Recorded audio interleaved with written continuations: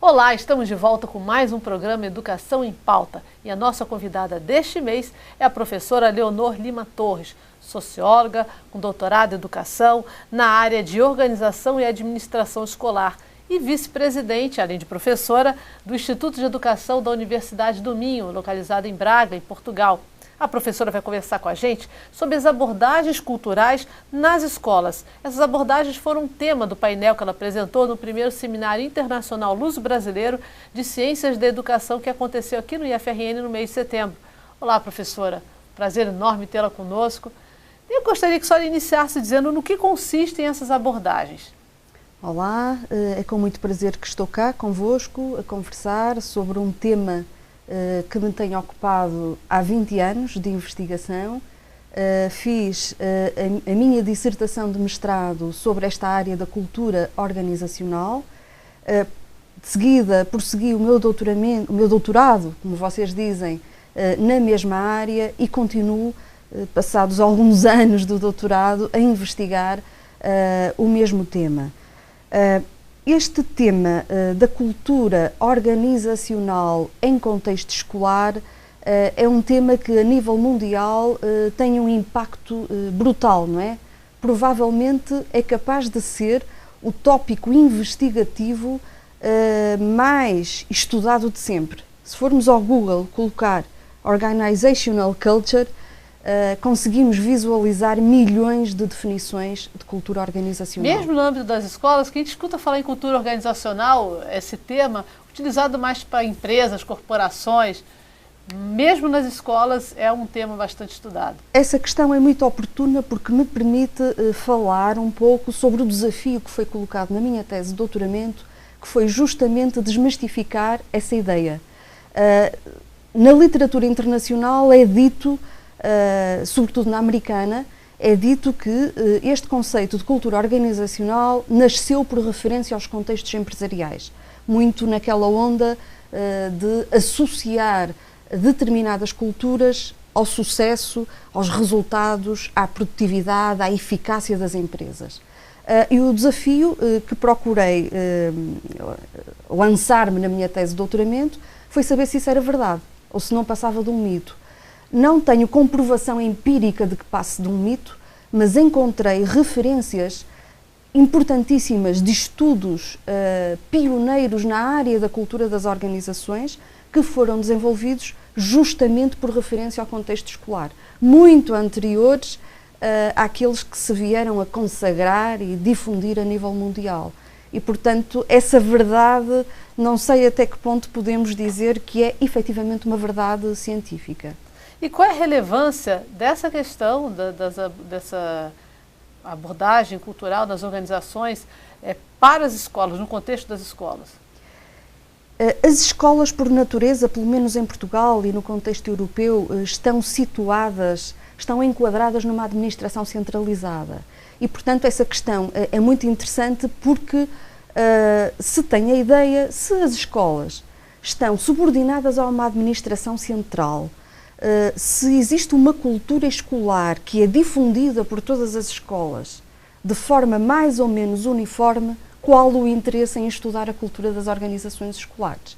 Bom, e aqui entra um pouco o enfoque da sociologia das organizações, que nos diz, há um capital científico que nos diz que as organizações são dinâmicas, mesmo situadas numa organização centralizada, têm uma autonomia relativa, limitada, se quisermos, na forma como interpretam, como reagem às orientações centrais e, portanto, vão gerar no seu interior dinâmicas muito próprias, que lhes conferem um sentido muito próprio. E deve variar de cidade para cidade, de extrato social a qual essa escola atende.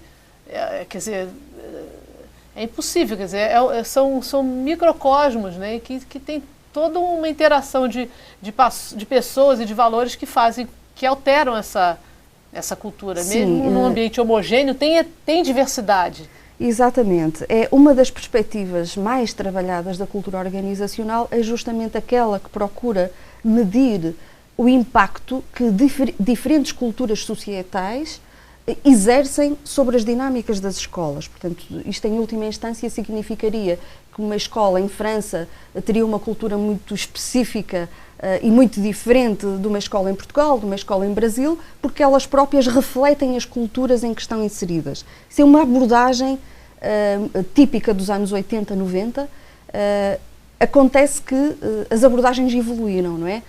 E neste momento temos perspectivas, temos enfoques que procuram estudar de que forma é que as organizações no seu interior não só refletem as culturas sociais em que estão inseridas, as culturas comunitárias e a diversidade cultural que está ao redor da própria instituição, mas de que forma é que no seu interior também existe a capacidade de criar culturas próprias, sobretudo a partir das lideranças, a partir da capacidade que os líderes têm em impor, em persuadir determinados valores, determinadas crenças, determinadas ideologias que passam a ser específicas daquela instituição. E de uma maneira consciente, que a senhora diz, porque eu imagino, é mais ou menos como algumas constituições, né, de países são escritas, são formais, e outras são informais, né, como é o caso da Inglaterra, por exemplo, mas que existe toda o fato dela ser informal não quer dizer que não haja uma consciência do que são aqueles valores para aquele tipo de país, aquele tipo de nação. Em relação à cultura organizacional das escolas, eu acho muito difícil que você tenha uma escola que já funcione durante muitos anos, que não tenha introjetado dentro de si alguns elementos de cultura organizacional. Mas talvez isso não seja suficiente. Talvez tenha que se apoderar e fazer uma coisa um pouco mais. A escola saber o que ela está fazendo ali, qual é o papel dela ali. Qual seria o impacto dessa cultura organizacional de uma forma mais formalizada? A senhora acha que é importante? Sim, devemos ter em consideração que existem muitas definições de cultura. Eu parto de uma definição que é clássica, que foi produzida na década de 70, 80 pelo psicólogo social mais citado em todo o mundo, que é o Edgar Schein, que nos diz que por cultura devemos entender tudo aquilo que é invisível, que não pode ser fotografado. Portanto, estamos a falar de valores, de crenças, de ideologias, de assunções, de visões do mundo que, não sendo visíveis, têm uma influência profunda na forma como nós nos comportamos, uma influência profunda na forma como os diferentes atores, neste caso os professores, os alunos, interagem no interior da escola, e isto é vital para se compreender um conjunto de aspectos na escola. Os que eu tenho investigado mais são as lideranças, a questão da formação de professores e a questão da produção dos resultados académicos, das questões da excelência académica.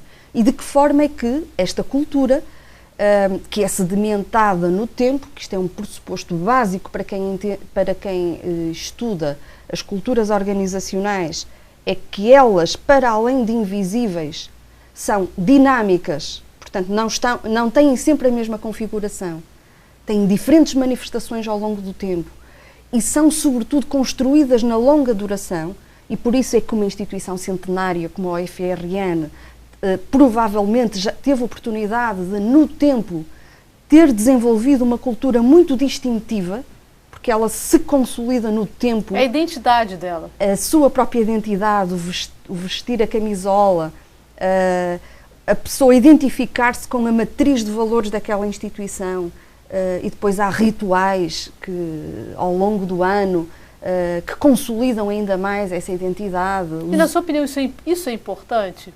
Qual é a relação disso, dessa cultura organizacional, do desenvolvimento dela para a excelência acadêmica, por exemplo? Sim, é importante, mas há várias formas de olhar para o desenvolvimento da cultura organizacional. Há uma focalização da qual eu me distancio, e é aquela que é mais popular e mais utilizada do ponto de vista gerencialista empresarial, que é conceber o líder como o detentor de uma cultura que a seguir vai impor a toda a instituição essa visão do mundo de uma forma frequentemente autoritária. E penso que esta visão numa escola que nós concebemos como democrática, que tem uma missão muito específica de construção da cidadania, que não é uma visão de cultura que se adequa à especificidade da instituição educativa, mas há outra forma de olhar para a cultura como algo que é construído democraticamente a partir das interações cotidianas dos atores, em que os processos de decisão são compartilhados, em que todos participam na própria construção do ethos, da matriz identitária da instituição, e aí sim é muito importante aqui, muito relevante, quando determinada instituição, por exemplo, entende que a sua missão é produzir resultados académicos de excelência. E temos instituições em Portugal que adotaram como missão prioritária justamente o centramento de toda a atividade educativa na produção de resultados de excelência. Muito por influência. Isso é ruim, na sua opinião? Exclusivamente centrado na construção da excelência académica, do meu ponto de vista, é extremamente limitador, porque todo o processo educativo está centrado nas funções cognitivas, intelectuais. Ora, a educação integral, vista de um ponto de vista mais holístico, mais amplo, como nós o defendemos, contemplam muitas outras dimensões para além dos aspectos intelectuais e cognitivos. E uma escola com esta evolução, como está a acontecer em Portugal, em muitos casos, estamos a falar da escola pública, portanto, que tem responsabilidades acrescidas na educação democrática dos jovens, é uma visão extremamente redutora. Portanto, uma visão muito centrada no mérito e numa única forma de mérito. E, nesse sentido, estudar a relação que uma determinada cultura tem com a construção dos resultados escolares é interessante e consegue-se perceber que as lideranças e a forma como elas impõem uma determinada prioridade educativa interfere de forma profunda com uma série de fatores dentro da escola, a forma como as aulas são ministradas, a postura do próprio docente. É exatamente isso que no próximo bloco a gente vai falar. É importantíssimo o impacto da cultura organizacional na formação dos professores, não é? E também no desenvolvimento das atividades acadêmicas, na maneira dele interagir com os alunos e com a comunidade de uma maneira geral. A gente faz um pequeno intervalo e volta já depois dos comerciais.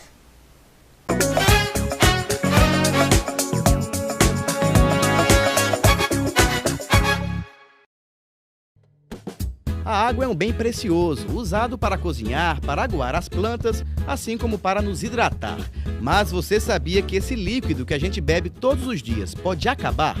Por isso é preciso economizar a água que consumimos. Aí vão algumas dicas. No banheiro, feche a torneira enquanto escova os dentes ou faz a barba. E estipule um tempo aproximado de 5 minutos para o seu banho. Na cozinha, feche a torneira enquanto ensaboa a louça e só volte a abrir quando for para enxaguar. E na parte de fora da sua casa, use um balde para lavar o carro e a calçada. O uso de mangueira aumenta o desperdício de água. Faça a sua parte. Juntos podemos fazer um mundo melhor. Uma iniciativa do Instituto Federal de Educação, Ciência e Tecnologia do Rio Grande do Norte.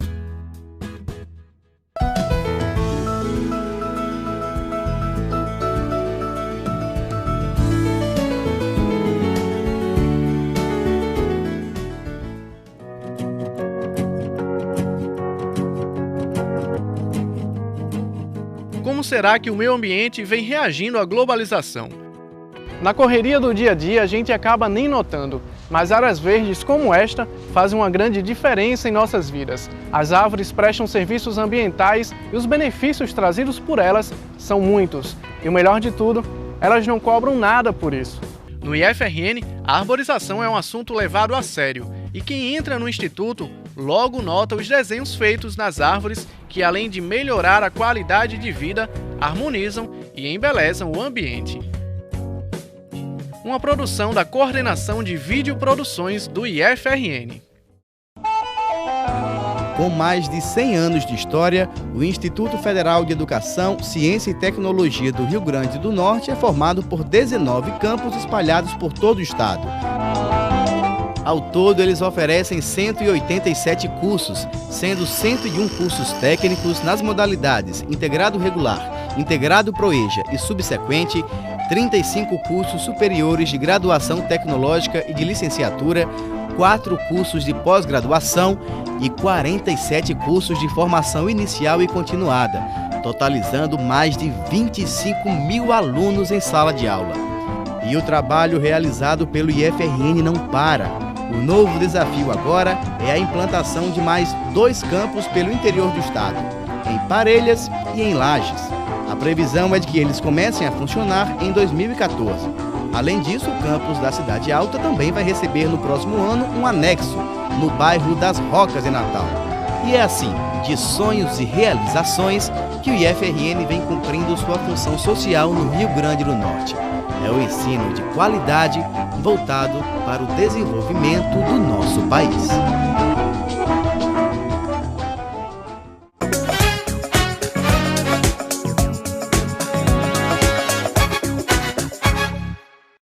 A gente volta a conversar com a professora Leonor Torres sobre a cultura organizacional, a importância que ela tem no fazer, no ambiente escolar. E a gente terminou o bloco anterior ela falando exatamente sobre o impacto que a cultura organizacional vai ter no dia a dia de sala de aula, na postura do professor. Qual é esse impacto, professora? É assim, no painel eu desenvolvi a tese de que a escola portuguesa pública balança, está indecisa entre ser mais escola ou melhor escola. O que é que eu quero dizer com isto? Que as escolas estão pressionadas na atualidade para serem simultaneamente escolas excelentes, que se centrem nos resultados, sobretudo, na construção de resultados de excelência e, paralelamente, em articulação, serem mais escola, ou seja, escolas mais igualitárias, que privilegiem os valores da democracia, da participação e da cidadania. Bom, isto é um casamento muito difícil de se conseguir no cotidiano de uma escola. Por quê? Eu não consigo ver excludência entre você perseguir a excelência e também uma tradição democrática. São mandatos que, não sendo incompatíveis, são extremamente difíceis de serem casados. Isto porque em Portugal as escolas estão a ser pressionadas, ao mesmo tempo que estão a ser pressionadas para serem inclusivas, depois existem um conjunto de condicionantes que, no final do ano, o que se pretende é medir os resultados, ou seja, existem cada vez mais lideranças unipessoais, centradas num diretor, o que tem vindo a contrariar as lideranças colegiais, que durante mais de 30 anos eram tradicionais em Portugal. Temos as avaliações de desempenho dos docentes muito centradas também na capacidade que eles têm de gerar boas turmas, bons resultados. E temos, de uma forma muito impactante, a avaliação externa das escolas, que vai justamente medir o impacto que os resultados têm naquela escola. E, portanto, uma escola que, ao final de um ano letivo, ou de 2, ao final de um ciclo, não consiga mostrar, comprovar que produz resultados de excelência, arrisca-se a vir para os últimos lugares dos rankings. Nós lá estamos a viver, neste momento, a guerra dos rankings e da competição entre escolas, e isto, efetivamente, distorce completamente a outra missão, a missão inclusiva, igualizadora, centrada numa oferta educativa diversificada, que consiga captar vários públicos, inclusive aqueles que no passado abandonaram a escola, e, portanto, face a esta pressão, o que está a acontecer em muitas escolas é que elas estão a optar por serem melhores escolas e menos mais escola. Isto pode parecer paradoxal, mas estão a fazer uma opção clara. E esta opção passa frequentemente por reduzir a sua oferta educativa apenas àqueles cursos que garantam a construção de bons resultados escolares, que são os cursos preparatórios para o ingresso no ensino superior. Professora, qual a importância dessa cultura organizacional, de uma forma mais consciente, né, para a formação dos professores? O modelo de formação de professores está muito centrado nas dimensões científicas, pedagógicas, sobretudo, mas sobretudo nas científicas, por isso é que nós dizemos que está muito tecnicizada, e muito pouco nas dimensões profissionais e organizacionais. No painel que desenvolvi no seminário, procurei justamente mostrar que nenhum professor consegue ser bom professor se não conhecer a realidade em que habita. Nós, para conseguirmos ser bons professores, para além de dadores de aulas, na concepção mais bancária, se quisermos ser professores reflexivos, críticos, com uma capacidade transformadora, não é? Quer da escola, quer da realidade que nos circunda, não poderemos jamais sê-lo se não conhecermos as especificidades culturais daquela organização que nos rodeia e que nos condiciona em tudo, mesmo como dadores de aulas. E, portanto, eu acho que isto é da maior relevância, conhecer as estruturas informais, como dizia há pouco, conhecer as especificidades dos órgãos de gestão, conhecer as alianças, os poderes, os conflitos que se geram cotidianamente na escola, para com uma leitura crítica destas dinâmicas, poder ou melhor enquadrar-se, ou até mudar numa perspectiva mais democrática. Essa postura da escola, na sua opinião, ela contribui para uma maior satisfação social ou não? Ou ela vem responder a necessidades que o país está passando? Por que isso aconteceu? Ora, há aqui o impacto também das famílias, não é? Sobretudo de famílias de classe média, que também aquilo que esperam, as expectativas que têm da escola, passam muito pela construção de resultados da excelência e passam muito por valorizarem ainda o mérito escolar, porque permite mais tarde posicionar os filhos, portanto, dar-lhes um destino social garantido, que agora não é tão garantido como isso, porque o acesso ao ensino superior não garante por si só o acesso a posições profissionais de prestígio, não é?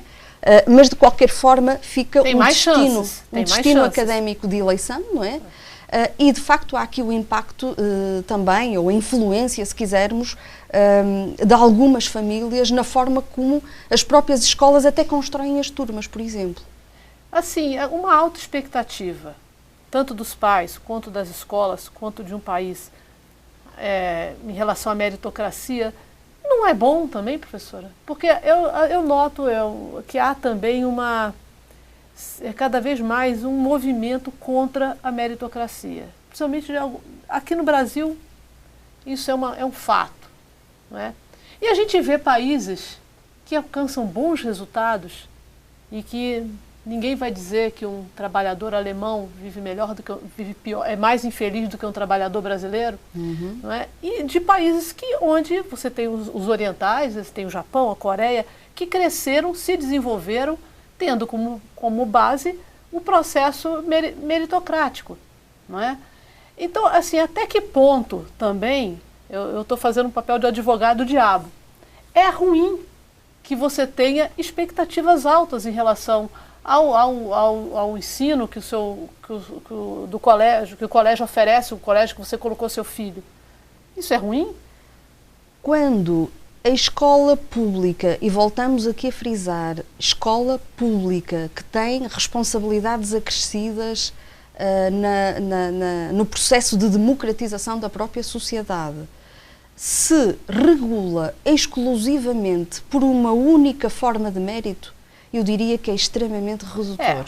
A questão uma única forma de mérito, que é a cognitiva, intelectual, e que pode ser perversa na forma, agora respondendo à questão inicial, na forma como a própria escola se vai servir deste paradigma de mérito único, exclusivo, por exemplo, ao nível da organização das turmas, ao nível das dinâmicas da sala de aula e eu diria mesmo ao nível da concepção de professor ideal. Um professor ideal numa escola deste tipo, que valorize exclusivamente o mérito, é um professor que na concepção de Paulo Freire não passa do bancário.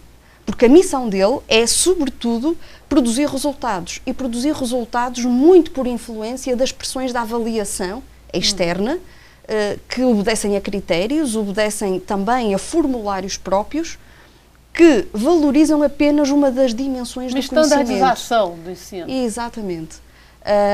E é de facto redutor vermos a escola, por exemplo, a constituir turmas de alto rendimento, turmas dos alunos reprovados, porque eles criam ruído na construção da excelência da escola, a escolher os melhores, com muitas aspas, professores para as turmas de alto rendimento, e sabemos que esses professores simultaneamente exercem a sua atividade pedagógica fora da escola, como explicadores ou como professores particulares, aos alunos da própria turma, como uma forma de os treinar intensivamente para os resultados, porque o seu desempenho também está dependente dos resultados.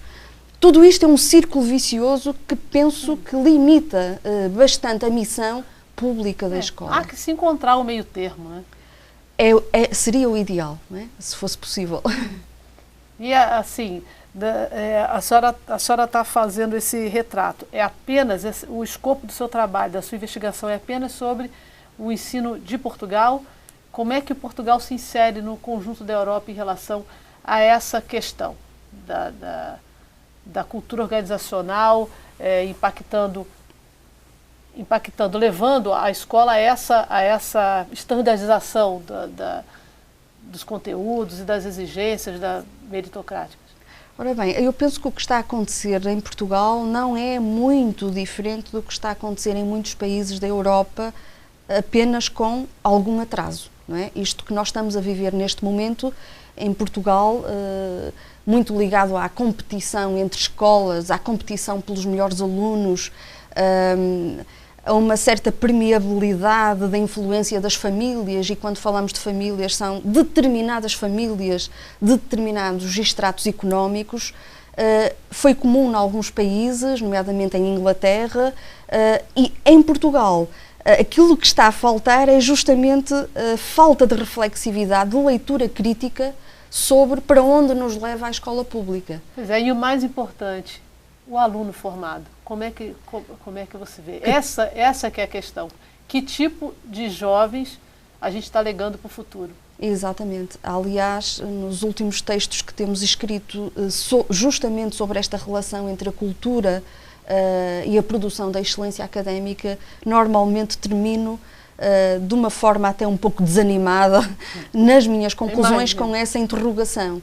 Que tipo de cidadão está a ser desenvolvido, está a ser construído neste modelo de escola altamente competitiva, centrada no desempenho puramente cognitivo, deixando de lado competências, capacidades, disposições que também fazem parte de outras noções de mérito, ética, não é? Ética. A questão da arte, a questão de outras expressões que têm a ver com o desenvolvimento integral do ser humano e que ficam completamente fora. Portanto, é extremamente restritivo do ponto de vista do desenvolvimento humano. Talvez por isso justifique que muitas famílias coloquem os seus filhos em instituições paralelas à escola para lhes conferir justamente esta formação mais integral que a escola não está a conseguir.